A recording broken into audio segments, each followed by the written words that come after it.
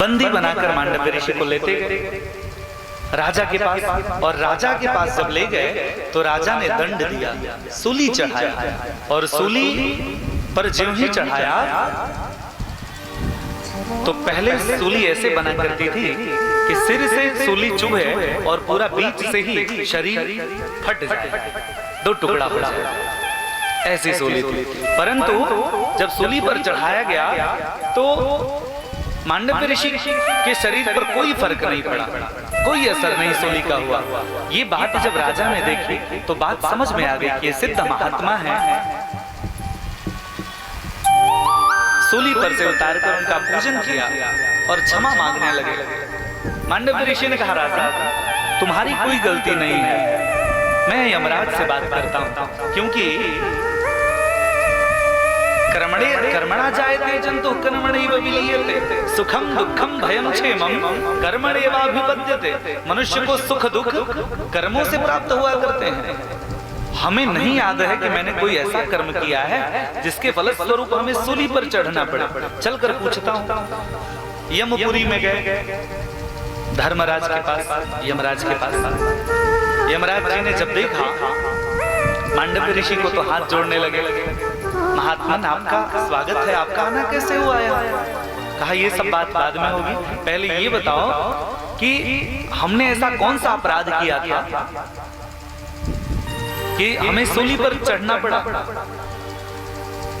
तो कहा यमराज जी ने, हमको तो नहीं पता है, चलकर चित्रगुप्त लेखा जोखा रखते हैं, उन्हीं से पूछा जाए। जब गए चित्रगुप्त ने जब लेखा जोखा निकाला तो कहते हैं कि कई 100 वर्ष जन्म पहले आपने एक बार एक तितली को कांटा चुभोया था, जिसके फलस्वरूप आपको सूली पर चढ़ना पड़ा।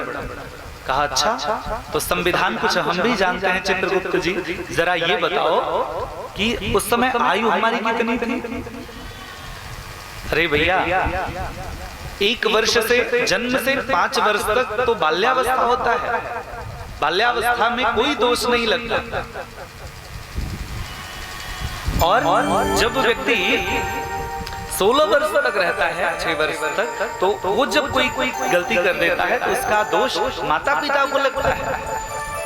और युवा अवस्था के बाद 16 वर्ष के बाद जो भी जीव कोई भी पाप करता है तो उसके पाप का भोगी वो स्वयं होता है, जिम्मेदार वो स्वयं होता है।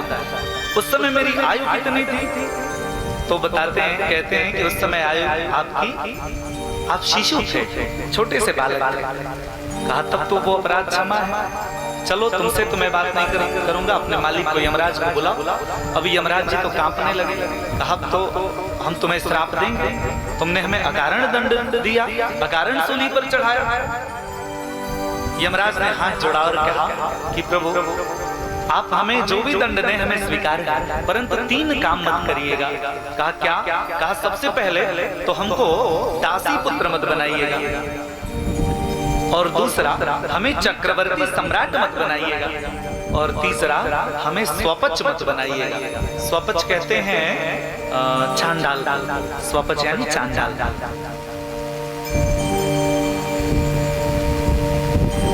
मांडव्य ऋषि ने कहा यूं मत, अब तुम यही तीनों बनोगे।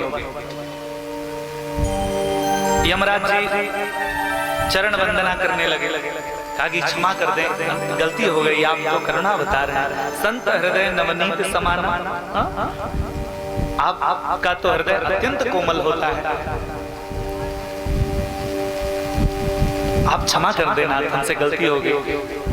तो मांडव्य ऋषि द्रवीभूत हो गए, उनको दया आई। उन्होंने कहा ठीक है, तुमने अपने अपराध को स्वीकार कर लिया है, इसलिए मेरा वरदान तो झूठा नहीं होगा, परंतु समय कम हो जाएगा। ऐसे तुमको 3 जन्म लेना पड़ता, एक बार चक्रवर्ती सम्राट बनते, दूसरी बार तुम सूत के पुत्र दासी के पुत्र बनते, और तीसरी बार तुम स्वपच बनते, चांडाल बनते। लेकिन तुमने क्षमा हमसे मांग लिया तो तुमको एक ही जन्म में 3 अवतार तुम ले लोगे, 3 जन्म ले लोगे, और यथाशीघ्र मुक्त होकर अपने कामकाज में लग जाओगे। तो वहीं धर्मराज, वहीं यमराज, यमराज का ही नाम धर्मराज है, वहीं धर्मराज पृथ्वी पर जन्म लिए एक ही समय। तो पहला युधिष्ठिर के रूप में चक्रवर्ती सम्राट बने, ध्यान से सुनिए। दूसरा दासी पुत्र के रूप में विदुर जी बने, और तीसरा वो स्वपच वाल्मीकि नाम का स्वपच बने, चांडाल बने। जब अश्वमेध यज्ञ कर रहे थे युधिष्ठिर जी तो घंटा नहीं बजा, सब हाहाकार मच गया कि इतनी बड़ी यज्ञ, इतना बड़ा यज्ञ हुआ, घंटा नहीं बजा। भगवान के यहाँ सब लोग गए, द्वारिकाधीश के यहाँ, तो उन्होंने कहा एक चांडाल ने अभी भोजन नहीं किया है, वो जब भोजन कर लेगा तब घंटा बजेगा। चल के उसके पास